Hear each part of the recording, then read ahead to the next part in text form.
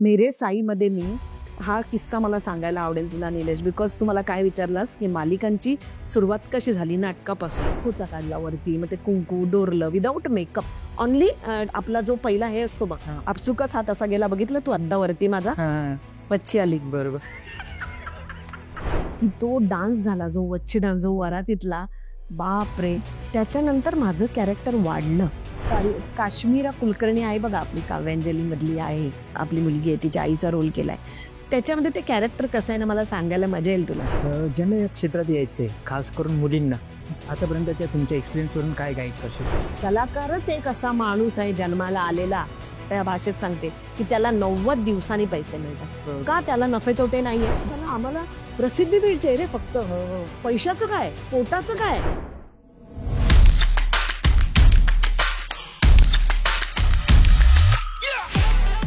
हाय, hello, नमस्कार.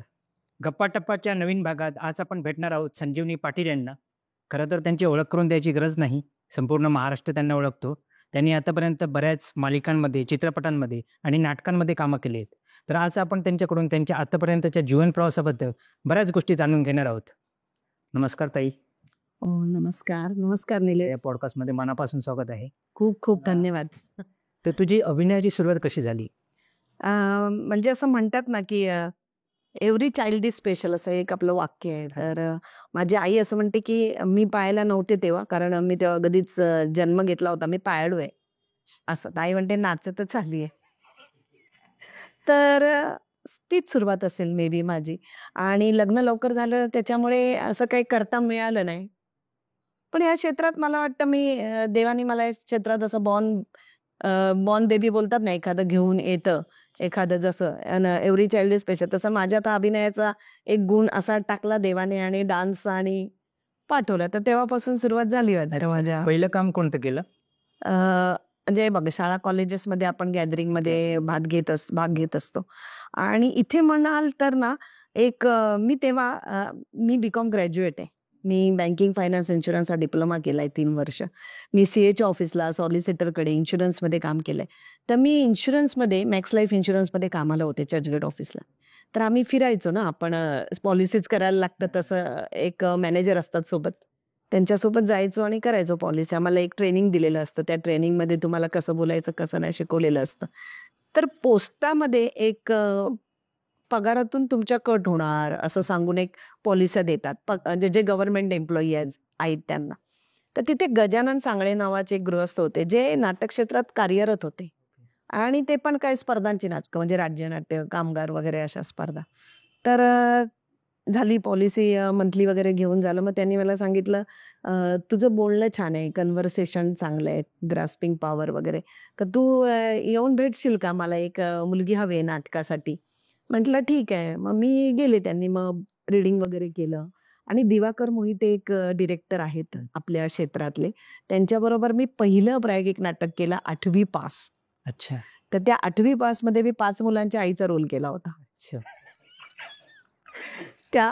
तेव्हा अगदीच यंग होते, मला 16-17 वर्ष झाली या इंडस्ट्रीत आता येऊन. अच्छा. तर तेव्हा मी, आणि माझं असं काही नव्हतं, म्हणजे मी खरं सांगते तुला निलेश, की बाबा यंग आहे तर लीडमध्ये काम करायचंय, असं मला काम करायचं होतं. कारण मी अभिनय वेडी आहे, मी नाटकासाठी वेडी आहे. आता तू मला विचारशीलच थोड्या वेळाने की तुमचं आवडतं क्षेत्र कोणतं, तर मी नाटक वेडी आहे. अच्छा. असं. तर तशी मला एक चान्स मिळाला. मग तिथून मी कामगार स्पर्धा, राज्यनाट्य स्पर्धा असं करत गेले मी काम. ओके. नाटकांकडून मग मालिकांकडे वगैरे कधी वळला? असं तेच सांगते की कामगार झालं, मग राज्यनाट्य झालं, मग मी प्रायोगिक नाटक अजून एक केलं, एक दीर्घांक केला. नंतर 8वीत फौजी नावाची एक एकांकिका आहे, बऱ्यापैकी गाजलेली आहे. त्याच्यामध्ये आईचा 2च मिनिटाचा रोल असतो. जो मुलगा येतो आणि तो आईशी संवाद साधतो, आणि ती अशी शर्टावर एक बटन तुटलेलं असतं, ते शिवत असते, आणि त्याच्या वडिलांची एक चिठ्ठी ती वाचून दाखवते मुलाला. आणि अद्वैत दादरकर तेव्हा परीक्षक होते, जे आत्ता झीचे आपले मेन हेड आहेत ते. तर तेव्हा मला एक सर्टिफिकेट मिळालेलं अभिनयाचं, आणि बाकीचं नंबरात आली नव्हती आपली, पण मला मिळालेलं. आणि तो प्रवास तसा मी सुरू ठेवला. मला तुझ्यासारख्याच कोणीतरी सांगितलं की नुसतं नाटक वगैरे काय, जरा ऑडिशन्स दे वगैरे. रिअली आय डोंट नो, मला काहीच माहित नव्हतं. अंधेरीला ऑडिशन्स होतात, गोरेगावला होतात. मग असं कोण कोण जायचं ग्रुपमधून, तर मी त्यांच्यासोबत जायची. त्यांच्यासोबत जाता जाता शिकली हळूहळू. जे नाटकात आपण अभिनयच करायचा असतो ना शेवटी तिथे. तर ते मग करत करत टेक्निकल गोष्टी थोड्या शिकता आल्या मला. कारण मी काहीही कुठलं प्रशिक्षण न घेता या क्षेत्रात आले. मला कसलीही माहीत नव्हतं काहीच फ्रँकली स्पीकिंग. तर मग म्हणतात ना कधी-कधी ज्या गोष्टी तुमच्यासाठी लिहिलेल्या असतात किंवा त्या घडणाऱ्या असतात त्या घडतात. तसं मला छोटे-छोटे रोल मिळत गेले. हिंदीमध्ये मी सुरुवात केली हां. ओके. मी मालिका मराठीत सुरुवात नाही केली आहे. मी मालिका हिंदीमधून सुरुवात केली आहे. Character role. ये है मोहब्बतें, जोधा अकबर, इतना करो ना मुझे प्यार, मेरे साईमध्ये मी हा किस्सा मला सांगायला आवडेल तुला निलेश, बिकॉज तू मला काय विचारलास, की मालिकांची सुरुवात कशी झाली नाटकापासून. मेरे साई जी सीरियल होती हिंदीला, सोनी टीव्हीला, त्याच्यामध्ये आपलं दशमी प्रोडक्शनची ही सीरियल होती, म्हणजे आता संपली ती. तर त्याच्यामधले एक विनोद नाईक सर होते. मला सगळ्यांची नावं माहिती आहे. मी मगाचपासून बरेच जणांची नावं घेतली. कारण माझ्या प्रवासात त्यांची जर ते मला भेटले नसते, तर माझा इथपर्यंत मी आलेच नसते. बरोबर. तर विनोद नाईक नावाचे एक सर होते, ज्यांना दशमीचे ते बऱ्यापैकी हेड होते, सगळं कास्टिंगचे. तर त्यांच्यासोबत आमचं एक बोलणं झालं, मग ऑडिशन दिलं नॉर्मल. तर ते बोलले, "आपली ही सीरियल आहे ना, इथे तुम्ही ज्युनियरची कामं करणार आहात." म्हटलं, "सर ज्युनियरची कामं?" मला ते ज्युनियर पण कळत नव्हतं. काय असतं? Junior in the sense passing असतं. मग ते विहिरीतून पाणी काढतेय, शेणाची टोपली नेतेय किंवा मॉपच्या सीनमध्ये सगळं. तर मी म्हटलं, "ठीक आहे." मला तिथे महिना 25,000 मिळणार होते हे माझ्या डोक्यात होतं. बाकी मला तिथे असं काही हे नव्हतं. तर कारण तुला माहिती आहे निलेश, आपण कलाकार काम करता करता पैशाची सुद्धा आपल्याला गरज असतेच. काही नुसती प्रसिद्धी चाटायची नसते आणि त्याच्याने काही होत नाही. हे तुलाही सांगायची वेगळी गोष्ट नाही. तर ते मला बोलले, "ठीक आहे." त्यांच्याबरोबर आम्ही दुसऱ्या दिवशी नायगाव वसई आहे ना, तिथे शूट असायचं आणि मी आत्ता डोंबिवलीत राहायला आले, पण मी आधी वरळीत राहत होते, पोलीस कॅम्पात. बऱ्याचपैकी माझ्या इंटरव्ह्यूमध्ये माहिती आहे लोकांना. तर मी वरळीला राहत असताना मी नायगाव वसई म्हणजे तिथून दादर, मग दादरला ती 5:02 आणि 5:07 एक ट्रेन होती. ती सुटली की तुला मग लेट होणार. 7चा कॉल टाईम. ज्युनियर्सला आधी जावं लागतं. सगळ्यांच्या आधी. ते एक खोली असते तिथे 7, 8, 9 त्या लेडीज भरलेल्या असतात. तिथे पुरुष बिचारे खरं सांगते ते असे ओपनमध्येच तयारी करतात तिथल्या तिथे एक छोटासा आरसा घेऊन. तसं आम्ही सुद्धा करत होतो.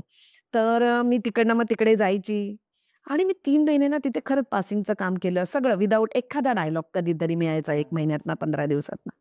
आणि माझ्याबरोबर कदाचित मी इथे आज बसली आहे ते त्याच्यामुळे, की माझ्याबरोबर असा इन्सिडेंट झाला, की 3 महिन्याने ना एक कॅरेक्टर होतं मोनी की माँ म्हणून. मोनी की माँ म्हणजे ती मुलगी असते ना, जी मुकी-बहिरी असते, तिला बोलता येत नाही. तर तिच्या आईचं कॅरेक्टर करणारी आर्टिस्ट 8:30च्या कॉल टाईमला 11:30 पर्यंत आलीच नाही. मग तिथले ई असतात किंवा आणि तिथे बरेच क्रिएटिव्हज असतात वगैरे त्यांनी प्रोडक्शनचे. त्यांनी बोलले, "आता ह्या ज्या बायका इथे मुली आहेत, त्यांच्यामध्ये आपण एक ऑडिशन घेऊन टाकू आणि यू नो की एखादा आत्ता लांब कशाला तर एखादा सेटअप लावायचा असतो सिनेमाचा, पॉड पॉडकास्टचा सुद्धा किंवा कुठलाही तर किती पैसा एखाद्याचा लागलेला असतो. बरोबर. तर त्यांचं ते असं इंटेन्शन होतं की हा दिवस जाऊ दे कसा तरी. कारण ते पूर्ण 11:30 म्हणजे किती टाईम झाला सांग ना. 9:30, 10:30, 3:30 वाजे म्हणजे 3-3.5 तास आर्टिस्ट अवेलेबल नाहीये.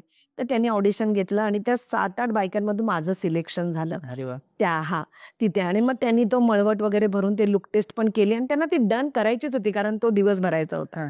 आणि मग माझं शूट चालू झालं. मग त्यावेळेला वैभव मांगले हिंदीतले मोठमोठे ॲक्टर आहेत. जर कधी बघता आलं तर नक्की सोनी टीव्ही मेरे साईची तू स्टारकास्ट बघ जी गाजलेली आहे आता तू बघशील तर.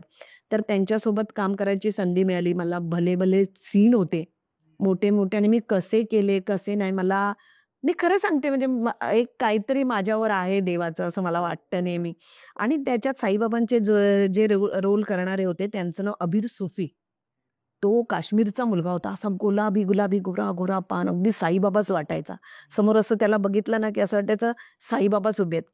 तर त्याच्या डोळ्यात बघून जे मला भाव यायचे ना, ते आजही मला आठवतात. सांगण्याचं कारण म्हणजे कलाकार जेव्हा एखादी आपल्यासाठी रोल लिहिला जातो, तर तो रोल आपल्याला का मिळतो ना, जसं त्या साईबाबाकडे बघून कळतं, की तो त्याला का मिळाला. साईबाबाचं किती ऑडिशन झाले असतील ऑलरेडी.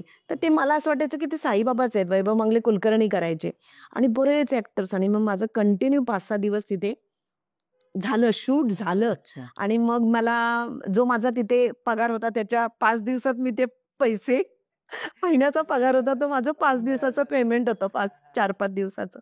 आणि मग मला सर म्हणाले, "विनोद सर, की आता तू इथे नको करू ज्युनियर, आता तू कॅरेक्टर केलंस ना, आता तू तुझा प्रवास असाच म्हणजे तू देत राहा असं ना काही ना काही." तो एक इन्सिडन्स आहे माझा मालिकांचा असेल. पण त्याने एक कॉन्फिडन्स आला असेल ना की आपण कोर्स रोज कॅमेरा समोर होते ना मी. रोज माझी कार्यशाळा झाली समजतो बरोबर. प्रकारची.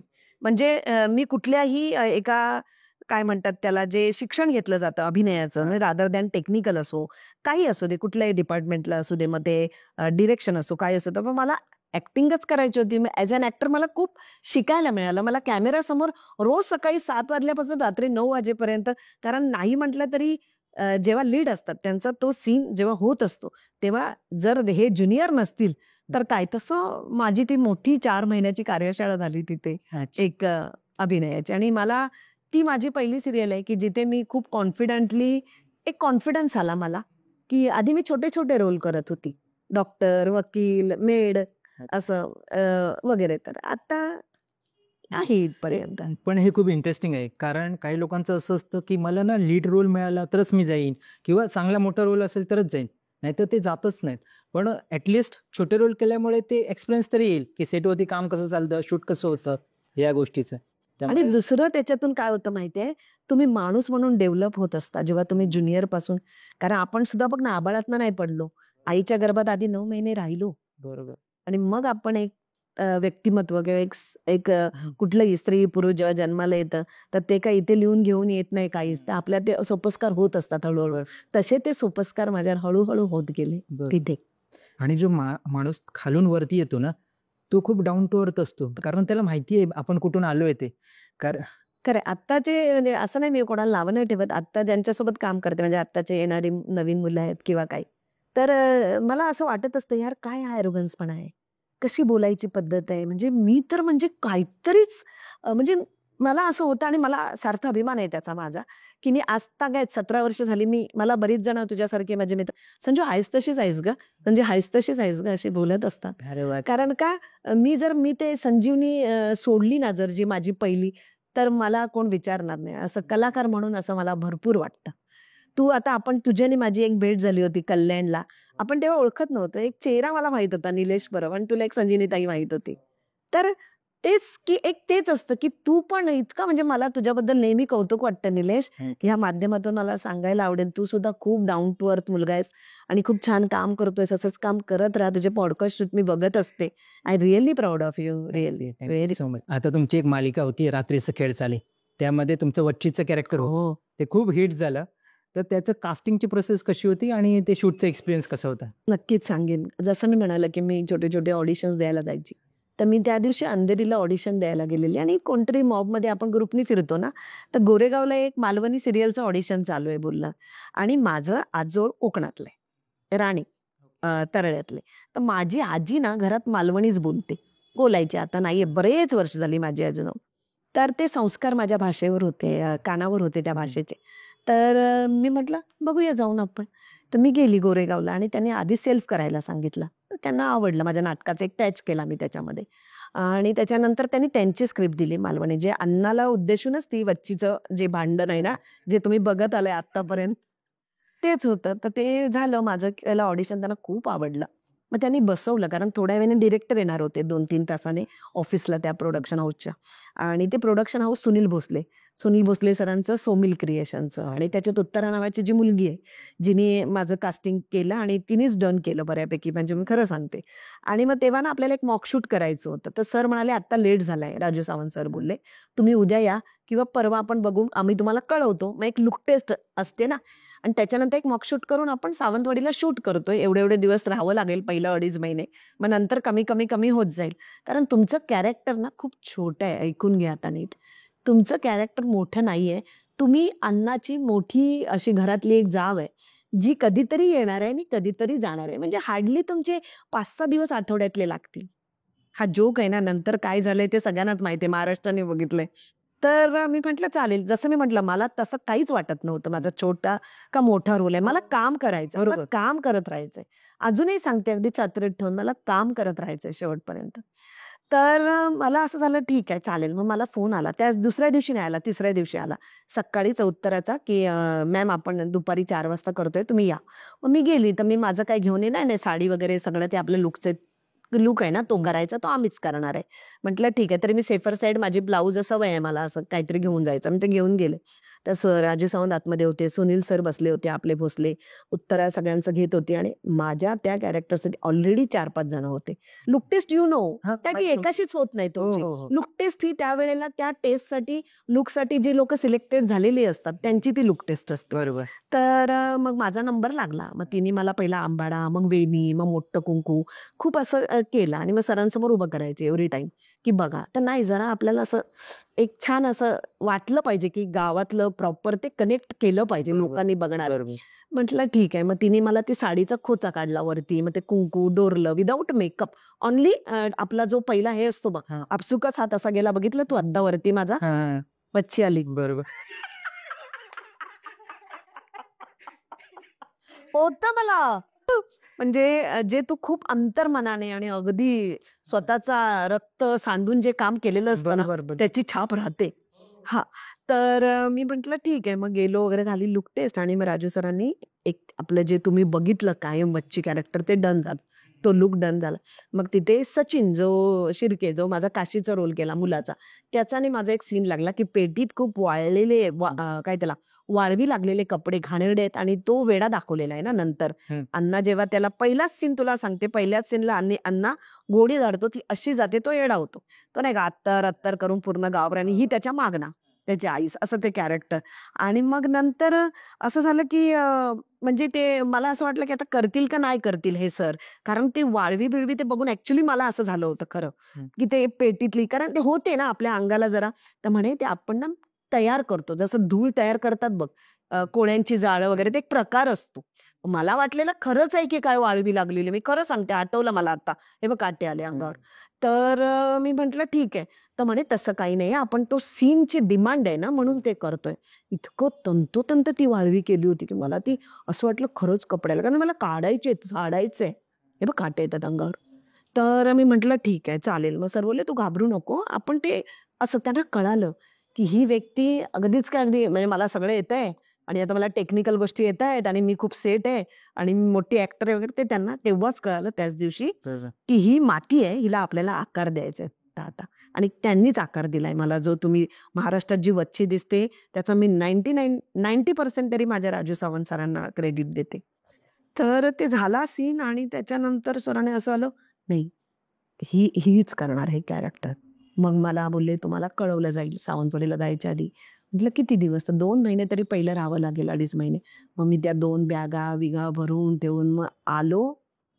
पहिलाच सीन माझा असा खोचून आणि अख्ख्या जो तू नीट बघ सीझन 2 मध्ये पहिल्याच सीनमध्ये वच्ची आणि आबा एंट्री करतायत पहिल्याच एपिसोडला आणि तो मुलगा येतोय जे लग्नाची पत्रिका आपल्या गावाला पद्धत असते घरात कुलदेवतेला पत्रिका ठेवायची लग्न जमलंय आपण स्पून फिडिंग काहीच नाही केलंय डायरेक्ट लग्न जमलंय आणि पत्रिका ठेवायला आलेत वगैरे आणि तो सीन झाला वगैरे आणि मग सरांना असं वाटलं की नाही आता ही करू शकेल आणि मग तुला माहितीये की तो डान्स झाला जो वच्ची डान्स जो वरातीतला बापरे त्याच्यानंतर माझं कॅरेक्टर वाढलं ते कॅरेक्टर आधी फक्त अण्णाच्या अपोजिटला एक नॉर्मल कॅरेक्टर होतं की जे येईल कधीतरी प्रॉपर्टीसाठी भांडेल अशी गजा करेल अशी काहीतरी शिव्या शाप देईल आणि निघून जाईल पण ते लोकांच्या पसंतीस उतरल्याने माझं कॅरेक्टर वाढलं अच्छा. असं झालं तिथे त्या वच्ची कॅरेक्टर नंतर तुम्हाला खूप लोकप्रियता मिळाली. हो त्यानंतर आयुष्यात कसा बदल घडला? म्हणजे काय फरक जाणवला तुम्हाला? खरं सांगू का वच्ची कॅरेक्टरमुळे फेम मिळाला प्रसिद्धी मिळाले अवॉर्ड मिळालं झीचं बेस्ट विलन ऑफ द इयरचं 2019-20 आणि नॉमिनेशन्स होते 3 पण पहिल्याच पदार्पणात कोण देणार रे तुला 3 award actually I am capable for that Yes. Best I best supporting actress होतं ते जे नॉमिनेशन्स होते ते तर best villain but you know what ते कॅरेक्टर नॉट एक्झॅक्टली विलन नव्हतं त्याला खूप अशा छटा होत्या जे अभिनयातले 9 रस आहेत ना ते मी एका कॅरेक्टरमध्ये मला करायला मिळाले आहेत बरोबर. अद्भुत रस तुझा जो आहे रौद्र म्हण मायळू असेल किंवा मग शृंगार रस पण मी केलाय लोकांना वाटतंय की वच्चीने शृंगार रस केलेला नाहीये शृंगार रसाचा आपण कसा संदर्भ लावतो स्त्री आणि पुरुष किंवा तिची जी अदा किंवा जे काय असतं तसं नाहीये ती जेव्हा चॅलेंज करते ना अण्णाला की माझ्या झिलाचा लगीन मी अमावस्येच्या आत लावतलंय आणि तुझ्या दारासमोर येऊन नाचवतलंय म्हणून सांगतात ती तेव्हा त्यावेळेला तो जो शृंगार केलाय ना, तो डान्स आहे रे तो. बरोबर.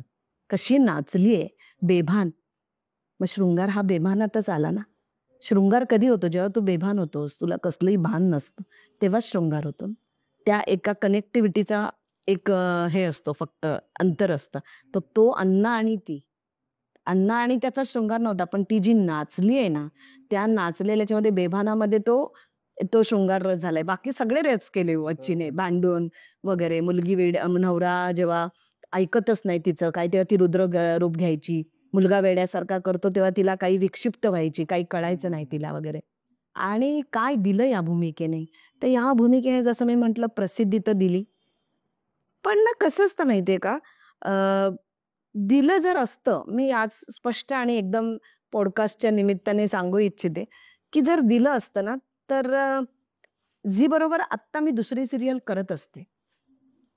I am really sorry for that. जर तुम्ही झी मला एखादं अवॉर्ड देता, मला तुम्ही अवॉर्ड दिला ना, Sanjivani Patil best villain of the year, character वच्ची 2019. 2020 झालं ना, तो माझी सिरियल दुसरा सीझन मार्चला आपला कोरोना जरा बऱ्यापैकी चाललंच होतं त्याचं. आणि मग आपला लॉकडाऊन झाला 22 मार्चला का कधी 23 मार्चला. आणि यू कांट बिलीव्ह माझं 19 मार्चला कॅरेक्टर त्या सीझन मधलं संपलेलं. नंतर त्यांनी येऊन परत केलं जेव्हा कोरोना गेला त्यानंतर. प्रत्येक वेळेला टाळते हे बोलायचं झीचं. पण मला दुःख नाहीये, अजिबात नाही. मी उलट नाही दिले ते बरं आहे. मी किती कामं केली. खरं सांगते, मी कधी, जसा माझा प्रवासच असा आहे, एकटीचाच आहे. मी शून्यापासूनच एकटीने सुरुवात केली. त्यामुळे मला भीतीच वाटत नाही, तुम्हाला काम दे नाही तर नको दे. माझ्यात एवढी जिद्द आहे ना, की मी स्वतःहून धावते, मी थांबत नाही. मी आत्ता पुण्याला जाऊन आले, मध्ये जुज्जैनला जाऊन आले, इंदोरला जाऊन आले. मग माझ्या ऑडिशनच्या किंवा माझ्या कामाच्या अभिनयाच्या बळावरच मी जाऊन आले. बरोबर. म्हणून मी तुमची वाट नाही बघत, तुम्ही याल मला काम द्याल. मी तुमच्या फोनची सुद्धा वाट नाही बघत. माझ्या जे जे नशिबात आहे सगळं मिळणार आहे मला. Because I am very very positive person.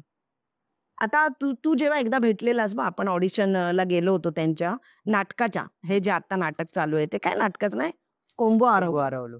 Combo आरवलं. तू मला सांग, मी किती स्ट्रेट फॉरवर्ड होती तेव्हा. मला नाही काम करायचं असं. मी जेव्हा कारण मी जर स्वतःला मला किंमत नाही दिली तर तू का देणार मला किंमत. एक्झॅक्टली. त्यामुळे माझी किंमत मी ठरवलेली आहे. माझी किंमत मी स्वतःला दिलेली आहे, की मी हे काम करणार नाही. मी आता ठरवलेलं आहे, मला एवढ्या ह्याच्यातच काम करायचंय. म्हणून मला काम येतात, नाही असं नाही, पण मी नाकारते बरीच काम. कारण मी पण आता 2012ला जर मी 2000 काम करत होते, तर आत्ताही तुम्ही you are expecting from me की मी अजूनही 2,500-3,000 काम करावं. हाऊ कुड बी पॉसिबल ना. शेवटी मला सुद्धा पोट आहे, तुम्हाला नफे तोटे आहेत तसे मलाही आहेत. बरोबर. मला पण डेबिट क्रेडिट आहे, मलाही बॅलन्स शीट आहे माझ्या आयुष्याची, माझ्या संसाराची किंवा कुठली. भले लोकांना वाटतं की, असं वाटतंय लोकांना, it's a fact, I am telling you, की माझा नवरा पोलीसमध्ये, बरेच जणांना माहित आहे. घर चालतं, काय गरज आहे पैशाची, असं काही नसतं. प्रसिद्धी ती त्या वेळेपुरता असते तुम्हाला. फक्त कॅरेक्टर लक्षात राहतं लोकांच्या, कारण मी माझं तिथे रक्ताचं पाणी केलंय मी त्या कॅरेक्टरसाठी. मला साथ लाभली आहे सगळ्यांशीच. माझे असोसिएट डिरेक्टर आहेत, माझे असिस्टंट डिरेक्टर, मगाशी मी नाव घेतलं, माझे डिरेक्टरांबद्दल मी काय बोलली मगाशी. माझं 99% श्रेय मी त्यांना देते, 90%. का तर मी इथून चांगली आहे, किंवा इथून मी अजूनही म्हणजे अशी हवेत, किंवा मीच केलंय, माझीच मेहनत आहे. नाही, असं होत नसतं कधीच. जगातली कुठलीच गोष्ट एकटा माणूस, टाळी सुद्धा वाजवायला दुसऱ्या हाताची गरज लागते. बरोबर. त्यामुळे मी प्रसिद्धी मला मिळाली आहे, त्या मला कॅरेक्टरने प्रसिद्धी दिली. मला एक असा ना हे दिला आत्मविश्वास, की आय कॅन डू एनिथिंग. बरोबर. I can do anything. आणि त्यामुळे तो कॉन्फिडन्स अजूनही मी माझा असा जागृत ठेवलाय स्वतःमध्ये. मी त्या जोरावर कोणाला कम्पेअर नाही करत. ज्याचं त्याचं एक स्वतःचं वेगळं व्यक्तिमत्व असतं तसं. त्यामुळे मी कोणाला असं माझ्याबरोबर का माझ्यासारखं कोणी करून दाखवावं वगैरे.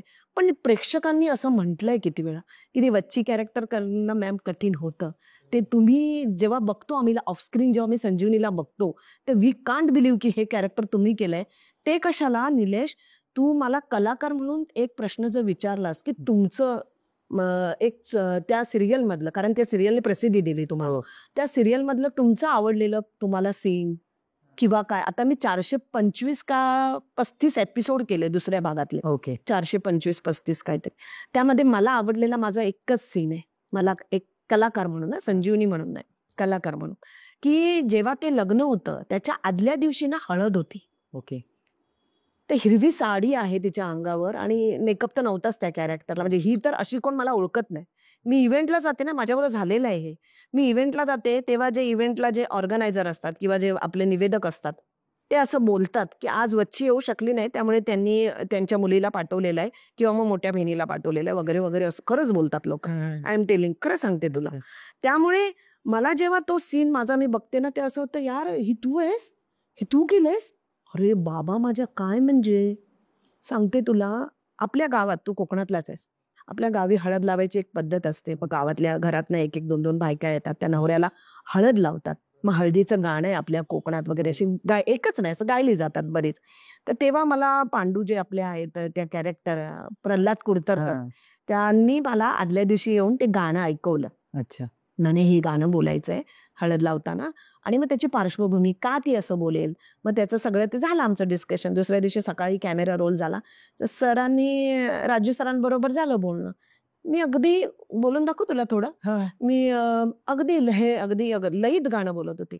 आपलं जे गावात एक कोकणात गाणे जे मी हळदीला गायली आहे त्या, "इसा तिसाची काठी, मधी काय हळदीची वाटी, ही ग हळद कोण लावी, नवऱ्या तुमची वहिनी." तसं ते नवऱ्या तुमची आई, तुमची बहीण, तुमची, असं आहे ते. झालं. तर बोलले हे गाणं मला वियर्ड हवंय. हं.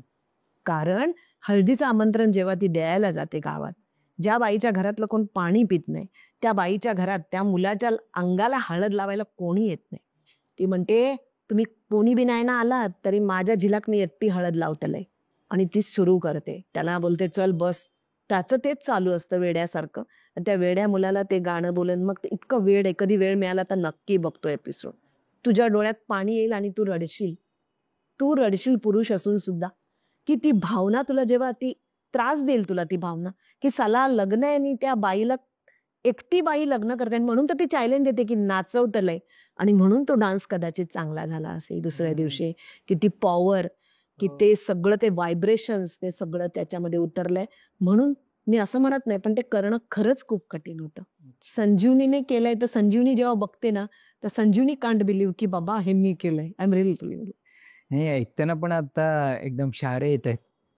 आणि ते डान्स मी बघितलाय. डान्स खूपच भारी झालाय. हो. ते पण मला सांगितलं होतं पांडूने, प्रल्हाद कुडतरकर आमचे रायटर यांनी, की ते नाचायचं नाहीच आहे.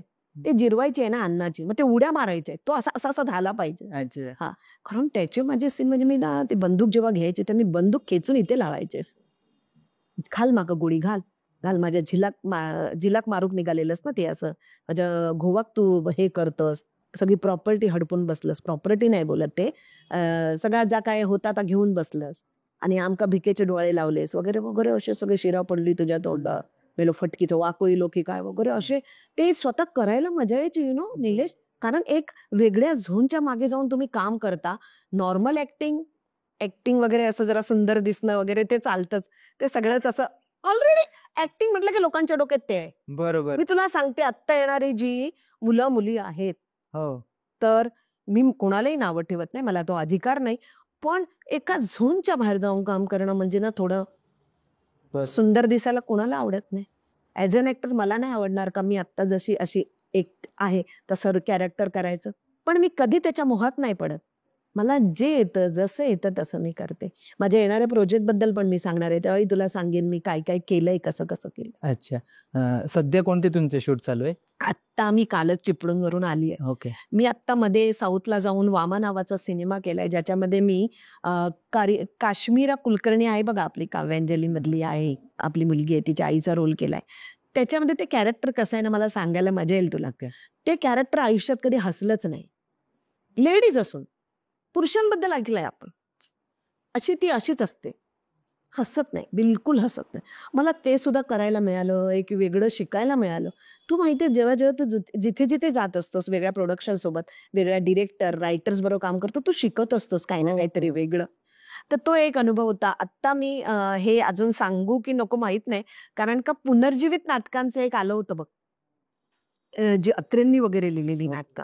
तर मी आत्ता प्रल्हाद केशव अत्रेंनी केलेलं मी उभा आहे, हे पुनर्जीवित नाटक शेमारूसाठी, सह्याद्रीसाठी आणि युट्यूबसाठी शूट केलं. मी, सुनील जाधव सर, बरेच ऍक्टर्स आहेत त्याच्यामध्ये. तर त्याच्यामध्ये मजा आली करायला. वेगळं शिकायला मिळालं. एक काहीतरी ब्राह्मणी आहे एकदम भाषा, लूक एवढा सुंदर आहे की मला तुम्ही ओळखणारच नाही. अगदी ब्राह्मणी घालतात नाही का खोच्या, आणि ते असं सगळं इतकं सुंदर. हा, आणि त्याच्यानंतर कालच मी चिपळूणवरून आली आहे. आता सरांनी ऐकलं तर ओरडतील, बोलतील मी अजून काय नाही, एडिटिंगला चालू नाही झालो आणि तू माझी बोंबाबोंब करून टाकलीयस. तर आपण आईचं काळीज पिक्चर बघितला होता बघ, जे उषा नाईक मॅडमनी केलं होतं, त्या आईचा रोल. आणि ते एक मोठे दिग्गज ऍक्टर आहेत, त्यांनी मुलाचा रोल केलेला, ज्या कॅरेक्टरचं नाव आहे सदाशिव, आणि सुंदरा त्यांची सून. हे तिघांचं त्रिकुटाचा एक तो सिनेमा होता की ते काळीज कापून मागतो, गादीला डोहाळे लागलेले असतात काळजाचे, ते खोटं नाटक करत असते. आणि तो सिनेमा आम्ही रिशूट केला. अच्छा, अरे वा. चिपळूणवरून आली आणि लीड आईचा रोल मी करून आले. अरे वा. I am really happy. कालच आली, आणि कालच मी खोटं नाही सांगत, सकाळी मला आली आहे, मी काल सकाळी पहाटे आले, आणि दुपारी आपलं बोलणं झालंय की ताई वेळ देताय का, आपण करूया का पॉडकास्ट शूट. आणि आपण 3-4 महिने करायला होतोय, पण रिअली पॉसिबल होत नाहीये. आणि मग मला असं झालं, आता मला सांगायला खूप आहे निलेश, कळतंय ना तुला, एक कलाकाराची एक हे असते. म्हणून मी म्हटलं की आज मला वेळ पण आहे, तर आज आपण भेटूया आणि आज आपण करूया शूट. तुम्ही नाटकांमध्ये कामं केली आहेत, मालिकांमध्ये केली आहेत, चित्रपटामध्ये केले. तुम्ही सांगितलं की तुम्हाला नाटकामध्ये काम करायला खूप आवडतं. पण मग तिन्ही माध्यमांचे काय वेगळेपण आहे असं तुम्हाला वाटतं? सांगते ना. नाटक जेव्हा तू एखाद्या, म्हणजे एक ती 4 अशी भिंत असते, जी 4 तू त्याच्यामध्ये कोंडलेला असतोस. आणि जेव्हा तू अभिनय करत असतोस ना, तेव्हा तू ते जगत असतोस, ते भासवत असतोस समोरच्यांना, पण तू जगवत असतोस, आणि तुला ऍक्शनला रिॲक्शन लगेच मिळत असते तिथे समोरून. ते नाटकाचं एक आहे. नाटकात ना, म्हणजे माहित नाही ते काय वेगळं व्हायब्रेशन्स आहेत. पण तू मला विचारशील ना, तर तिन्ही क्षेत्रात काय करायला जास्त आवडेल, तिन्ही क्षेत्रात तिन्ही गोष्टींमध्ये करायला आवडेल, पण नाटकासाठी पहिला नंबर असा हात वर करेन. कारण का, त्यानेच मला इथपर्यंत आणलं. अभिनय कशाशी खातात ना, हे मला त्या स्पर्धांनी शिकवलं. आपण बघतो ना आता एकांकिका करणारी मुलं, काय करतात. सवाई कधी बसलायस का तू? खरंच जा आणि बस सवाईला. सवाईच्या जी नाटकांच्या स्पर्धा होतात ना शेवटच्या, ज्याच्यामधून 1-2 निवडले जातात. बरोबर. अरे रे रे, काय एनर्जी घेऊन येशील माहितीये तू? एनर्जी. तू कलाकार म्हणून चांगला असशील तर तू प्रत्येक गोष्टीत एनर्जी घेऊन येशील. कलाकार किंवा माणूस, समोरच्यांना कम्पेअर न करता फक्त आपलं काम करत राहणं. आता एक अशी मला माझ्या सुनेचा रोल करणारे असे ऍक्ट्रेस भेटले आहेत ना, एक शब्द बोलल्यावर 2 बोलणार, 2 बोलला की 4 बोलणार. मग मी अशा वेळेला शांत बसते. हा, यू आर राईट, तू बरोबर आहे, मी चुकीची आहे. You are always right, I always wrong, असं असतं माझं. It's okay. पण ते जेव्हा त्यांना उमजतं ना, यार चुकीचं आहे, आपोआप मग खांद्यावर लोक ठेवून जाणार, एकत्र सीनला, शूटला, सगळं बदललेलं असतं चित्र 2-3 दिवसानंतर. हा माझ्यात एक गुण आहे की तो मी नाही बघत आता बऱ्याच लेडीजमध्ये, किंवा जे ऍक्टर खूप नावाजलेले, एक ॲटिट्यूड, एक tantrum, I am the king, I am the queen, like that. तर तसं मला देवाने ठेवलेलं नाहीये, मी ठामपणे सांगू शकते. आणि तशी मी कायम राहणार, कारण माझी ना मुळं तशी आहेत की मुळं आहेत रे ती, त्याच्यावर अख्खं ते झाड उभं आहे ना. ते सोडलं तर चालणार नाही, होणारच नाही, करूच शकणार नाहीस तू काहीच. आज जर निलेश आता मला जेव्हा इथे भेटला, आणि इथे तो तसाच आहे अजून, का बाबा इथे असं नाहीये ना की वेगळा झाला पटकन. मी आता इंटरव्ह्यू देतोय हा बच्चीचा.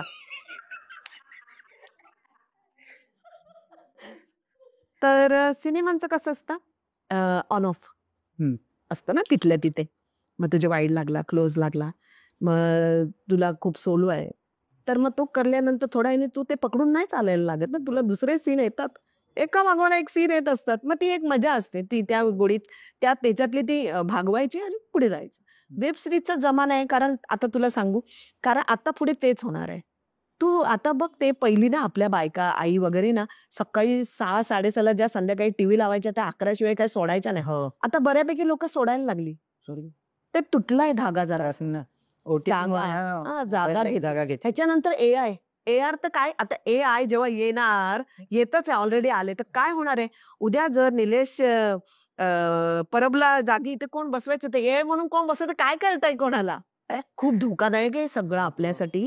त्यामुळे करत राहायचंय, कुठलंही क्षेत्र असू दे, सॉरी, कुठलीही गोष्ट असू दे, नाटक, मग तो सिनेमा असू दे, वेब सिरीज असू दे, OTT इन द सेन्स, तुम्ही जसं मी म्हटलं की मुळं बरोबर. बरोबर सगळं होणार. तुम्ही मुळं घट्ट ठेवली तर तुमचं.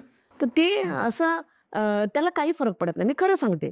तुला प्रत्येकाने वेगळी उत्तरं दिली असते. पण मी एकच सांगते, फरक काहीच पडत नाही. नाटक असो, सिनेमा असो, OTT असो, रादर दॅन तुझा अल्बम असो, ॲड असो, काही असो. जर तुम्ही तटस्थ असाल ना आणि तुम्हाला माहिती आहे तुम्हाला काय करायचं आणि काय नाही करायचंय, तर मग कुठल्याच क्षेत्राला तुम्हाला प्रॉब्लेम येणार, ओके. असं मला वाटतं. ओके. आतापर्यंत एवढी कामं केली आहेत. एखादा अविस्मरणीय अनुभव तुमचा शूट करतानाचा? हो, सांगेन ना नक्कीच. अ, हल्लीच आलाय मला एक अनुभव. मी ना आता लातूरला आता सगळ्या नाही का इलेक्शनच्या वेळेला ॲड फिल्म चालू होत्या. तर मला लातूरला एक मध्ये गोगलगाईने नाही का शेत खाल्लं होतं. शेतकऱ्यांचं वाट लागली होती सगळी पावसाने लावली होती. तर ते ॲड मला आली होती आणि ती लातूरला होती. आणि माझी गाडी होती 7ची आणि मी निघाली. नाही असं नाही, मी 4:30ला निघाली आणि आता मी डोंबिवलीत राहत असल्या कारणाने ते भिवंडी बायपास आहे बघ. मी ओला केली इथून. मी तिथे उतरली. तर सॉरी तिथून मी निघाली भिवंडी बायपासवरून. रिक्षावाला होता. रिक्षा उबेर केलेली मी. त्याला वाटलं मला इकडे जायचंय कल्याण साईडला. कल्याण साईडला पण नाही. काहीतरी त्याने घोळ घातला आणि तो मला कल्याणला घेऊन गेला. आणि मी त्या लोकांना फोन करते 7 वाजल्या गाडी, "मॅडम कुठे आहात तुम्ही?" "हो, आम्ही आता गाडी काढणार साडे 6:15 झालेले. 7ची गाडी. मी कल्याणमध्ये आहे. आणि गाडी ती कुठेतरी होती मला अजिबात आता काही आठवत नाही. होत असतात इन्सिडेंट्स असे. मी त्याला एकच फोनवर सांगितलं, की "दादा तुम्ही मराठी आहात का?" म्हणे, "हो, मी मराठी आहे." पवार काहीतरी बोलले. तर म्हटलं, "मी ना रात्री स्केल चालेमधली वच्छी. तुम्ही" "हां, हां, हां. बोला, बोला." म्हटलं, "माझं ना जर मी आली नाही ना तर त्यांचं नुकसान होणार आहे. तर तुम्ही गाडी थांबवू शकाल का?" "हो, हो. तुम्ही या 8 पर्यंत आलात तरी चालेल" बोलतो. आणि मग त्या गाडीत सगळ्यांना कळालं जी मराठी लोकं आहेत, तर ते बोलले, "का थांबवली गाडी?" सगळे चिल्लमचली करतात ना पॅसेंजर. हां. तर नाही ते त्याने खोटं सांगितलं, की "मॅडम शूटिंगवरून येतायत ना, वच्छीताई आपल्या रात्री स्केल चालेमधल्या, तर त्यांना वेळ होतोय म्हणून थांबलोय." आणि मी आल्यानंतर त्यांनी माझ्याबरोबर फोटो काढलेत सगळ्यांनी. अच्छा, अच्छा. खरं हा मला एक असा आलेत बरेच अनुभव. पण असं झालेलं तेव्हा की ती गाडी 7ला सुटणारी 8:15 8:30ला सुटली आणि सगळे पॅसेंजर चिल्लमचाली न करता नंतर माझी वाट बघत होते. अच्छा. आता पुढचे तुमचे कोणते प्रोजेक्ट्स आहेत? हो, मी आत्ता आपला एक मित्रच आहे म्हणजे मुलासारखाच आहे अक्षय भास्कर म्हणून. तर त्याच्याबरोबर मी शाहिस्ते नावाची एक शॉर्ट फिल्म केली आहे, जी कान्ससाठी आपण दिलंय त्याचं. अरे वाह! प्रवेश भरलाय आपण त्याचा अर्ज.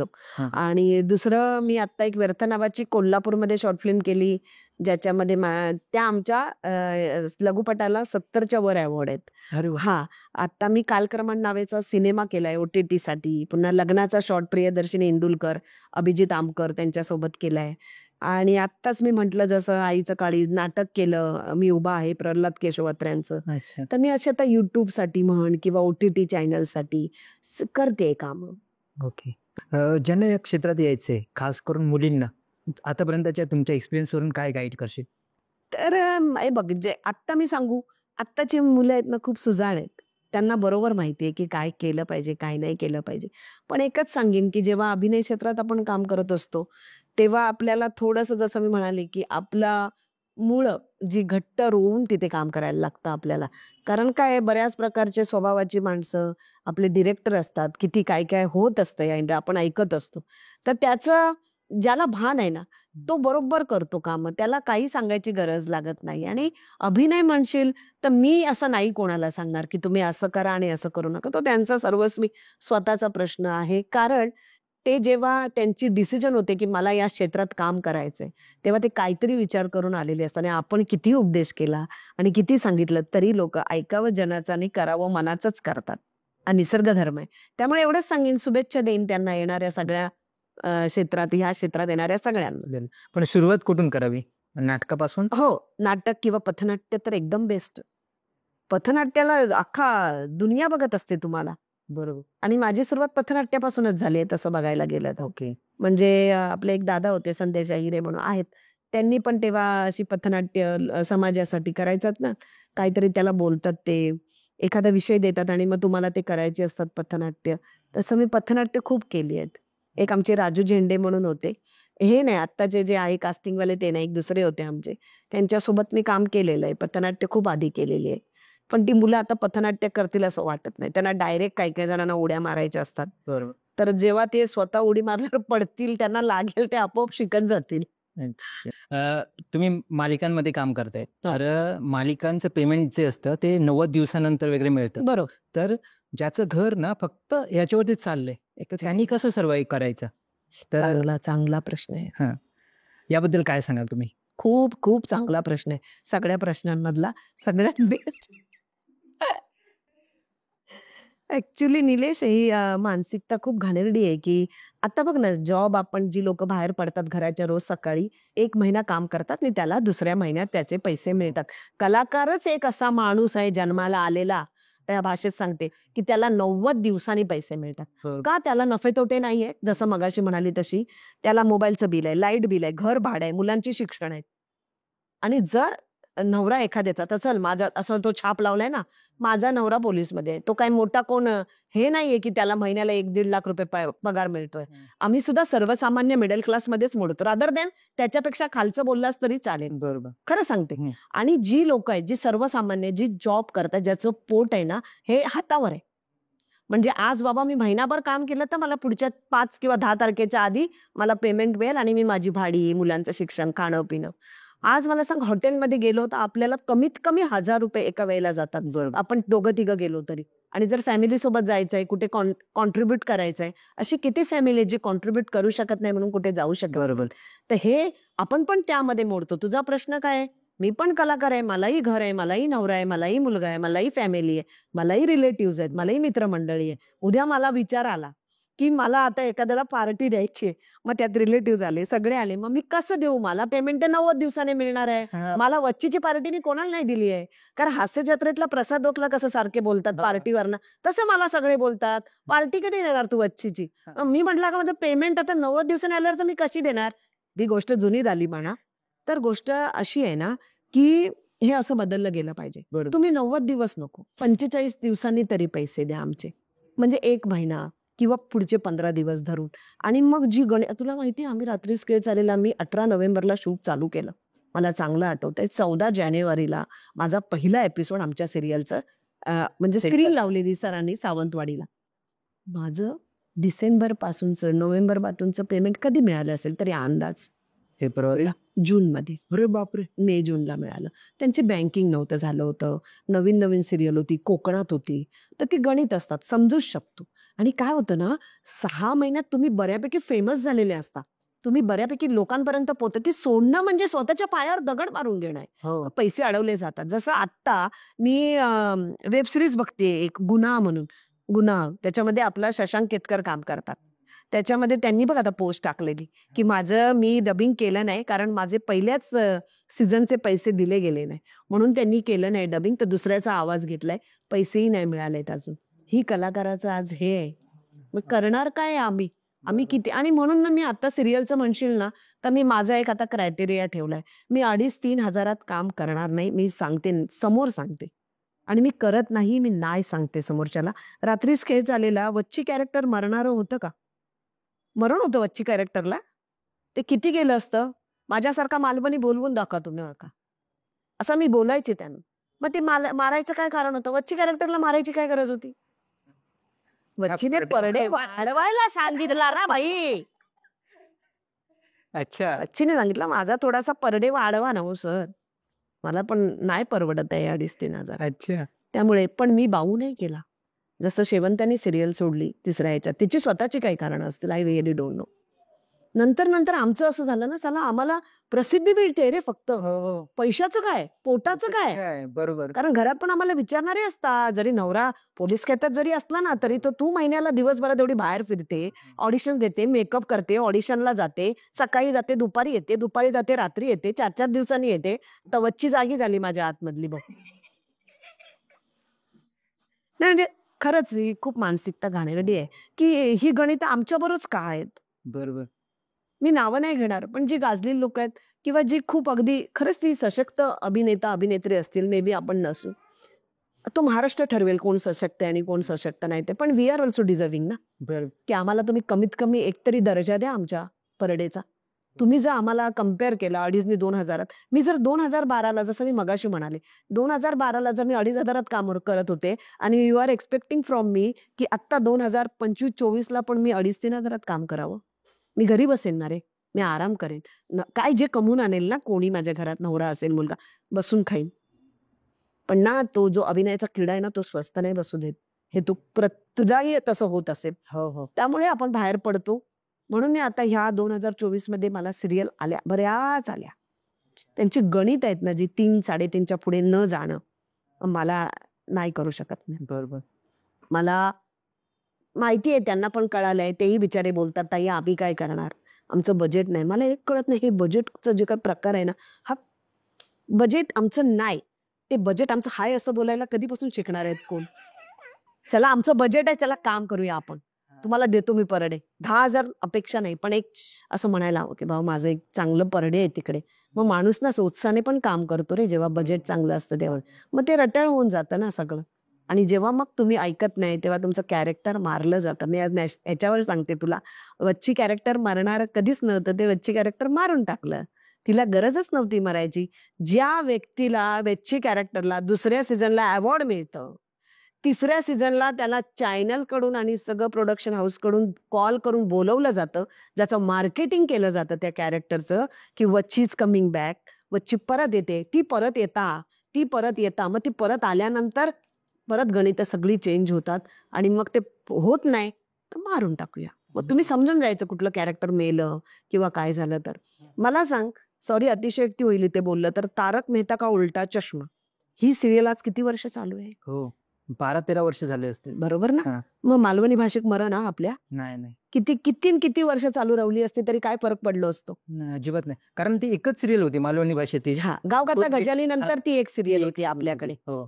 मी गावगाता गजाली पण त्याच्याबद्दल नाही, कोणाबद्दल नाही, पण जे कॅरेक्टर लोकांच्या पसंतीस उतरतंय, जे लोकांना पाहायचंय, ते तुम्ही हे करताय. का तर जे मेन जे अगदी दिग्गज आणि विलक्षण अभिनेता आणि अभिनेत्र्या आहेत, जे चांगलं काम करतायत आणि जे खूप ग्रेट आहेत, त्यांच्या परडेविषयी आपल्याला बोलायला नको, ते आज प्रत्येकाला माहिती आहे. पण मग माझ्यासारख्या मातीतल्या कलाकाराला, जो काहीतरी करू पाहतोय, जो स्ट्रगल करतोय, धावतोय, पळतोय, एक फॅमिली सांभाळून, समाज सांभाळून, स्वतःचं रिलेटिव्ह, घरदार सगळं सांभाळून, त्याला देताना 1,500-2 हजाराचा फरक का? का सांग ना मला, का? म्हणजे किती घाणेरडी मानसिकता आहे ना ही. त्यामुळे मी आता मस्त सिनेमे करते, ज्याला पटतंय त्याच्याबरोबर मी काम करते, ज्याला मला पटत नाही, मी पटत नाही त्याच्याबरोबर ते नाही मला काम देत, मी काय करू शकत नाही त्याला, त्यांची मर्जी. पण माझ्या नशिबातलं जे आहे ना ते कोण नेऊन देणार नाहीये. आणि मी 2024, आता 25 चालू आहे ना, खूप काम करणार आहे मी. 2025 मध्ये खूप सिनेमे करणार आहे, खूप सिरियल्स करणार आहे, खूप वेब सिरीज. मला नॅशनल अवॉर्ड मिळणार आहे 2025. अरे वा. रिअली पॉझिटिव्ह राहा. मिळेल नाही मिळेल ती वरती देवाचं सगळं आपलं ठरलेलं आहे, जे ठरलेलं. पण मी वाईट का बोलू माझ्याबद्दल वाईट बोलायला बरेच बसलेले आहेत रे, मी कशाला माझ्याबद्दल. बरोबर. त्यामुळे मी तुला सांगते, क्षेत्र कोणतेही असो, तुम्ही अशी घट्ट मुळं पकडून राहा. तुम्हाला आज काम आहे, उद्या नसणार. आपलं क्षेत्र हे अळवावरचं पाणी आहे. बरोबर. कधीतरी दिसतं, कधी दिसत नाही. तसं आपण कलाकार आहे, कधीतरी दिसलो की अशी प्रकाशून दिसतो, नाहीतर मावळलेल्या चंद्रासारखं आपण गुडूप होऊन जातो कुठेतरी. पण जी जिद्द आहे ना, किंवा जे आतला आर्त आहे, तो आपला जिवंत राहतो आणि म्हणून आपण परत धावत असतो, परत उठतो, परत धावतो. This is also race. This is called struggle. Struggle वेगळा काहीच नसतो, प्रत्येकाचा वेगळा वेगळा असतो. तसं आहे ते. तर काय सांगावं दुसरं मी सांगितलं होतं. आणि बरेच सिरियलचं असं पण आहे, जे सिरियल बंद होत येतात ना, ते शेवटच्या महिन्यांचं पेमेंटचं खूप वांदे होतात, लफडे होतात. कारण सिरियल बंद झालेली असते, प्रोडक्शनमध्ये कोणाला विचारायला जायचं तर नाही आम्ही पेमेंट केलंय. प्लस जे कोऑर्डिनेटर थ्रू येतात ना, त्यांची तर एवढी वाट लागते ना, की कारण ते प्रोडक्शनवाले सांगतात आम्ही कोऑर्डिनेटरला दिलंय, कोऑर्डिनेटरवाला सांगतो की नाही आम्हाला मिळाले नाहीयेत. तर जे नवीन मुलं येतात तर ते खूप फसली जातात, कारण त्यांना ते गणितच माहित नाही काय काय काय कसं आहे. आता जे आपण हे बिग बॉस बघितलं आता मध्ये, पंढरीनाथ दादा किती वर्ष काम करतो इंडस्ट्रीत, वर्षातही मोठमोठे दिग्गज होते, पण तरी एखादा इन्फ्लुएन्सर येतो, एखाद दुसरा, आणि त्या कलाकाराला कंपॅरिझन मध्ये जेव्हा आपण समोर बघतो ना, वाईट वाटतं. मग त्यांचा स्ट्रगल कुठे गेला? त्यांचे पैशाचं काय? त्यांनी गणित नसतील त्यांची पैशाची, तोही तिथे पैशासाठीच आलाय, भले प्रसिद्धीसाठी आलाय. मग कुठेतरी अडचणी निर्माण झाल्या ना, म्हणून वर्षाताई किंवा पंढरीनाथ कांबळे वगैरे का पैशासाठी आले तसं नाही, पण पैशासाठी सुद्धा आलोय ना आम्ही. मग तुम्ही आमची हे करा ना जरा, असं माझं म्हणणं आहे. त्यामुळे तू कुठल्याही क्षेत्रात जा, आत्ता येणारी मुलं असो नाही तर जुनी कलाकार असो, पैसा हा एकमेव अशी गोष्ट आहे ना की जिच्यासाठी रिलेशन तुटतात आणि रिलेशन चांगले पण होतात. पैसा, मी तर म्हणते पैसाच आहे जगात महत्वाचं. काय आहे सध्याचं? तर पैसाच आहे. हाय ना. मी स्वतः ना कधी कधी अशी विचार करते, आपल्या बॅकस्टेजला प्रतीक आहे आपला DOP, त्याचं नाव घेते. तर प्रतीक, मी खरंच असा विचार करते, अरे म्हणजे मी ना एकदा अशी शांत बसली होती, अशीच शांत बसलेली टीव्ही बघत होते. म्हटलं साला, आता थोड्या वेळाने मी आंघोळीला जाईन, आंघोळीवरून मी चहा नाश्ता वगैरे करेन, मग मी बाहेर जाईन, मग मी तिथे काहीतरी भूक लागलं तर खाईन, मग मी ट्रॅव्हलिंग करेन, मग मी घरी येईन, मग घरी आलो मी परत जेवेन, मी झोपीन. पण मी घरात निघाल्यापासनं मला हातात काय हवंय? पैसा. तोच नसेल तर काय जिंदगी आहे? म्हणजे मला आता माझ्या घराकडून तुझ्याकडे यायला रिक्षाने पैसे द्यावे लागले तेव्हा मी आली. मी अशी उडत नाही आली असते, अदृश्य होऊन चल आली बसली. बस असा काही चमत्कार जादू वगैरे होत नाहीये. जगात महत्वाचा पैसाच आहे. जे कोण म्हणतात ना की जगात महत्वाचा प्रेम विकत घेता येत नाही, प्रेमाशिवाय ह्यावनी त्या काय नाही. मी एक गोष्ट आता चांगली समजून चुकली आहे. मी खरं सांगते, जगात पैसा महत्वाचा आहे. बरोबर. मला शूटिंगला पोहोचायचंय तरी मला पैसा पाहिजे. माझा पैसाच नसेल तर मी काय बाहेर पडेन घरातून? फुकट मला एक दिवस जायला देईल कोणतरी, दुसऱ्या दिवशी मॅडम तुम्ही घरी जा, आम्हाला नाही परवडणार तुमचं ट्रॅव्हलिंग वगैरे. हे गंमत आहे, म्हणजे मी गंमत केली थोड्या वेळाकरता, पण इट्स अ फॅक्ट यार. Right right. इट्स व्हेरी असं डेंजरस आहे. या दिवशी एक ॲस्ट्रोलॉजर आलेले, त्यांनी मला विचारलं तुमचं काय गोल आहे? मी म्हटलं काय नाही, पैसे कमवायचे. बघितला, पैसा आलाच. नात्यांमध्ये पैसा आहे, कुठे नाही, मैत्रीत पैसा आहे, सगळीकडे पैसाच पैसा आहे. आणि ना एक विचार करतो स्वतः, एक खूप खोल विचार आहे हा, की आपण जरी गेलो नाही जगातून तरी कोणाला काही फरक पडत नाही, कारण पैसा आहे. कधीतरी तू, मला हे माहित नाही मी अतिशयोक्ती बोलण्याला, पण मी हा माझा आलेला थॉट आहे की आपल्या जाण्याने किंवा काय असं कोणाला फरक पडत नाही विशेष. बघ ना, सिरियल सोडली कोणीतरी दुसरी ऍक्ट्रेस येते, हो हो. अभिनेत्याने पण सोडली तरी दुसरा अभिनेता येतो. मग ती गणित पैशाचीच आहेत ना शेवटी. बरोबर. का सोडली असेल काय नाही, काय माहिती नाही आपल्याला, पण ती कुठेतरी जुळवाजुळवी होते आणि ते रहाट गाडं आहे ना संसाराचं आणि दुनियेचं, ते चालू राहणार आहे असंच. बरोबर. आपण त्याला बदलू नाही शकत. म्हणून आपण स्वतःला बदलायचं नाही, पण परिस्थितीशी जुळवून घेत जायचं. पण अगदीच नाही की आपला इगो तर नाहीये, बरोबर. पण स्वाभिमान नाही घाण ठेवू शकत ना. मेन मराठी, साला मराठी बाई आहे ना, मराठी पोरगी आहे, खरं सांगते. त्यामुळे स्वाभिमान तर लय लांब राहिला. त्यामुळे मी तुला, माझं आणि तुझं काय झालंय आणि तू मला एखादं चॅलेंज केलंयस की मी तुला हे करणार, काम देणार नाही, मी तुला असं आणि तसं, पण मी संजीवनी आहे ना जेवढी, नाही जाणार तुझ्या दारात, येणार पण नाही. मी माझं काहीतरी थोडं थोडं थोडं करणार. मी अशी आहे. मी तुला थोडक्यात सांगते, मी अभिनेत्री किंवा संजीवनी म्हणून कशी आहे. मी आयुष्यभर काम करणार. मी आयुष्यात काम करायचं ह्या क्षेत्रात कधीच सोडणार नाही. मी भले स्पर्धा करेन परत. स्पर्धा म्हणजे कोणाशी नाही, नाटकांमधून राज्यनाट्य करेन. मी परत एकांकिका करेन. मला विचारतात काय काय की तू करशील का? म्हणे ती कमर्शियल लेवलची गणितं असतात ना, मी बोलते त्यांना मला द्या ना जरा काम, मला आवडेल परत राज्यनाट्य करायला, परत दीर्घांक करायला. तर ते म्हणतात मॅम तुम्ही कमर्शियल आहात, तुम्हाला जेच आवडत. म्हटलं कोणी विचारतंय मला नंतर? मला कोणी विचारल्यानंतर कमर्शियल कोण विचारायला येतात त्याला मी उत्तरं देते. तर म्हणे नाही ते असतं. म्हटलं ते असतं ना, त्याच्यामुळेच फसतं सगळं.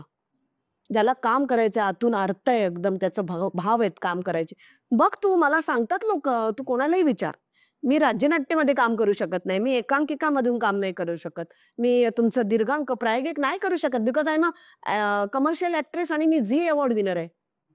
त्यामुळे मला नाही देत, कारण मग ते कम्पॅरिझन होणार, ते बिचारे येणार, त्यांचं नुकसान कशाला करा, म्हणून मी नाही करत ते.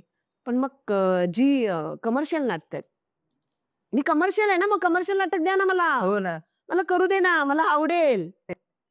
रडली तेव्हा अक्षरशः. एक असा प्रश्न होता ना त्याचा. त्यांच्याकडे एक सेगमेंट आहे जो फोन असतो, फोन. त्या फोनवर तो स्वतःशी बोलायचं असतं. अच्छा. मला आलेला कॉल आहे, तो संजीवनी पाटीलचाच कॉल संजीवनी पाटीलला आलाय. आणि त्याने 2-3 त्याचे असेच क्वेश्चन होते. आत्ताच आई गेली ना माझी, वर्ष झालं आत्ता. अच्छा. आत्ताच गेली. तर माझी आई मला वच्छा बोलायची. वच्छा म्हणजे जेव्हापासून मी वच्छी केली, तेव्हापासून ती वच्छा बोलायची. आणि आजारी होती खूप ती, खूप आजारी होती. आणि त्याच्यानंतर बरी झाली. घरी मस्त होती आणि परत तिला थोडासा ताप आला आणि ती अगदी गुरुवारी ताप आला आणि शनिवारी गेली ती. आणि जो फोन होता मला म्हणजे नवऱ्याला फोन केला भावाने आणि मला हलवलं त्याने, की आई गेली म्हटलं. म्हणजे मला काही कळतच नव्हतं. कारण त्याच्या मागचं कारण मी reality show in dance India dance mom होता ना, त्याला पण मी जाऊन आली आहे. मला खरंच मी कुठल्या इंटरव्ह्यूला नाही सांगितलं. इंडियाज डान्सिंग सुपरस्टारला जाऊन आले, जे मी 5 राउंड पुढे गेली आहे. पण नंतर ती गणितं असतात, की पैशाची. खरं सांगते ते तुम्हाला पुढे नाही जायला देत. मला विचारलं त्यांनी, "मॅम आप बहुत अच्छा." मी डान्सर चांगली हे काय सांगायला नको. आणि तेव्हा तर मी अगदी 7 वर्ष होऊन गेली या गोष्टीत. 7 वर्षांनी आत्ता बच्ची डान्स फेमस झाला. मी रियालिटी शो केलेत. Dancing DID mom, India's dancing superstar. मी त्याच्यामध्ये 5-5 हे गेलेत स्टेप पुढे. पण नंतर ती पैशाची गणितं असतात आणि त्या पैशाच्या गणित ते तुम्हाला विचारतात, "you are very good dancer, आम्ही तुम्हाला फेम देतो." मग त्यांना आणि जेव्हा कळालं की माझे मिस्टर पोलिसमध्ये आहेत, तर त्यांनी एका ह्याच्यामध्ये माझ्या नवऱ्याला पण बोलवलेलं, पण ड्रेसवर. माझा नवरा तयार झाला नाही ड्रेसवर यायला. बोलतो, "मी त्याचा खूप हे आहे, अभिमान आहे मला त्या ड्रेसचा, त्या गणवेशचा. मी येणार नाही ड्रेसवर. मी नॉर्मल येतो." त्यावेळेला 5 राउंड माझी म्हातारी, माझी आई 5ही राउंडला म्हणजे जेव्हापासून मी तो स्पर्धा घेत होती, माझ्या वांगडा माझी आऊ सगळीकडे फिरता. थैसर ना अशी थंडी वाजायची भरपूर. तरी पण टकशी करून "घुबायचा, घुबायचा." आणि त्या गीता मा माझा डान्स झाला. मी या रावजी, बसा भाऊजी डान्स केलेला. माझा नवऱ्याला वगैरे बोलवलं. रितेश देशमुख होते. हा अनुभव मी कुठल्याच पॉडकास्ट, कुठल्याच YouTubeला अजून सांगितलेला नाही. कारण मला तसा प्रश्न आला नाही कधी, म्हणून मी सांगितला नाही. तर हां, बरं झालं थँक मला विचारलं. माझी एक आठवण जागी झाली, की लोकांना वाटतं संजीवनी पाटील अशीच आली आहे. नाही, नाही. संजीवनी पाटील खूप, खूप स्ट्रगल करून आली हो. बरोबर. आत्ताचे जे ॲक्ट्रेसेस दिसतायत ना, ते ॲक्टिंगच करतायत. मी ॲक्टिंग नाही, मी तर उन्हातान्हात फिरून, धडपडून मी मरून आली आहे इथपर्यंत. माझी आई पण माझ्या वांगडा थैसर. ती आपली कुडकुडता. म्हटलं, आपण तेवढ्या लोकांना काय सांगणार एसी बंद करा. मग तिला बाहेर बसवायची. मी रियालिटी शो केलेत. निलेश, मी रियालिटी शो केलेत. तिथे रितेश देशमुख, गीतामा आणि एक असे ख्रिश्चन, त्यांचं नाव नाही मला आता आठवत आहे. ते होते. माझा परफॉर्मन्स दिला. मी या रावजी, बसा भाऊजी वगैरे डान्स केला. खूप आवडला. पण तो झाला त्याच्या दुसऱ्या दिवशी परत माझा एक राउंड होता. तर गीतामा, रितेश देशमुख सगळे होते. मला त्या लोकांनी सांगितलेलं की आपके हस्बैंड को ड्रेस में आना पड़ेगा. क्वेश्चन आप दिखेंगे टीव्ही पे, नॅशनल टेलिव्हिजन पे आप दिखेंगे. त्यामुळे म्हटलं ठीक आहे. मग नवऱ्याला विचारलं तर नाही बोलले. मग तो आला, प्रश्न वगैरे चालू झाले आणि माझ्या आईने काय सांगितलं असेल तेव्हा. मी लहान असताना ना शिवसेना शाखा माहिती आहे तुला? तिथे प्रोग्राम होतात. सत्यनारायणची पूजा आली. मग आम्ही गॅदरिंग सारखा असतो प्रकार. आनंद दिघे ठाण्यातले, त्यांच्याकडून मी बक्षिसं घेतलीत. मी एवढीशी होते तेव्हा. आनंद दिघे, एक आमची शिवसेना शाखा होती. अनिता बिर्जे कॅरेक्टर आहे बघ अच्छा. धर्मवीरमध्ये. हां, हां. तर ते अनिता बिर्जेंना त्यांच्याबरोबर रिअल नाही दिली मी संजीवनी. ओके. त्यांच्याबरोबर लोकनृत्य वगैरे त्यांचा एक ग्रुप होता डान्सचा. त्यांचा मुलगा अभय बिर्जे, त्यांची मुलगी अनिता बिर्जे यांच्याबरोबर आमचा एक ग्रुप होता डान्सचा. अच्छा. तर आम्ही डान्स वगैरे करत सगळीकडे फिरायचो. ओके. शाखांमधून वेगळ्या ठिकाणी. तर माझा डान्स तेव्हापासून माझ्या अंगात तो अभिनय आणि डान्स भरलेला आहे.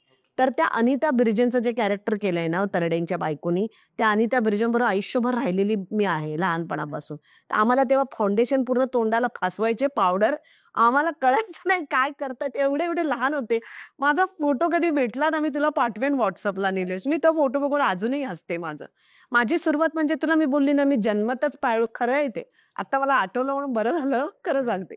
तर ते डान्स करता ते मला विचारलं, आईला विचारलं त्यांनी, "आपकी बेटी इतना अच्छा डान्स करती है, हं. आप करते थे क्या?" तर ती आई काही बोलली नाही. मग आई काय बोलली, की जेव्हा शाखेच्या इथे ना आम्ही डान्स करायचो, तेव्हा ते लावण्या अशा लहान होते. तर ते गाणं आहे बघ, कुण्या गावाचं आलं पाखरू.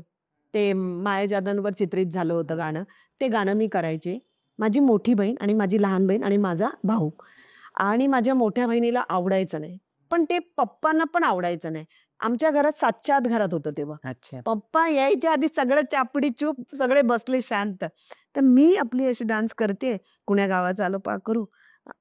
डान्स संपला आणि तेव्हा ना तेव्हा निलेश असं ना आटाने ₹1 ₹2 द्यायचं हे होतं. पैसे असे ओवाळून टाकायचे. आत्ताही आपण एखाद्या सिनेमात बघतो लावणीला, ते असे ओवाळून टाकतात बघ. आणि ती मग अशी मी झोळी पकडायची. म्हणजे मी कोण तमासगीर नव्हते, पण मी डान्स करायची. तर त्यावेळेला ना मी झोळी पकडायची ना, तेव्हा माझी बहिणीला राग यायचा. माझी मोठी बहीण मला अशी उचलायची स्टेजवरून आणि पळून जायची घेऊन. म्हणजे हा माझा इन्सिडेन्स आहे खरंच हा. म्हणजे नाही, मला देवाने ह्याच्यासाठीच बनवलेलं आहे. मी तुला खरं सांगते. लोकांना वाटत असेल ही कुठून आली आहे, कानामागून तिखट झाली आहे. नाही, नाही, मी आधीपासून आहे. तुम्ही कानामागून येऊन तिखट झाले आहेत सगळे. आणि तू मला प्रश्न जो केलास, की रियालिटी शो. मी रियालिटी शो पासून आली आहे. रियालिटी शो करते मी कधीपासून. नंतर माझा पायाला जरा एक मार लागला उजव्या. मी पडले. दिवाळीची साफसफाई करत असताना स्टुलावरून उजव्या साईडला. तर माझा उजवा पाय नाही याच्यावर मजबूत पडले. तेव्हापासून मला उजव्या पायाला मार लागलेला. आणि तेव्हा रात्रीच खेळ चालायच्या वेळेला सुद्धा तो मार होता. तो नाचताना सुद्धा. पण कोणाला एवढं किंचित जाणवलं नसेल की माझ्या पायाला मार लागलाय. आणि माझी आई त्यांना म्हणते कशी, "ती का नंबर देवा? ती एवढी चांगली नाचता." ते म्हणतात कसे, "हो, ते आमच्याकडे सगळं खूप वेगळं असतं आई." तर म्हणते अशी करायची. सगळं ती माझं त्यांना सांगायला लागली. रितेश देशमुख मराठी माणूस आपला. बरोबर. तर तो उठला, त्याने तो फेटा काढला, त्याच्या डोक्यावर घातला आणि माझ्या डोक्यावर घातला. तुमची आईला सांगितलं तुमची मुलगी जिंकली, हे बघा तिला बक्षीस दिलं मी. अच्छा. कारण जिंकायचं गणितच वेगळी आहेत तिथे रियालिटी शोला. आपले जे रियालिटी शो जिंकलेले जे कलाकार आहेत, तू कोणालाही विचारू शकतोस किती गणित घाणेरडी असतात ती. खरं सांगते तुला, मी गेली आहे रियालिटी शोच्या ह्याच्यातनं. तर त्यांनी मला रितेश देशमुखला ते मी भेटलेली आहे तेव्हा. ते काय आत्ता खूप मोठा माणूस.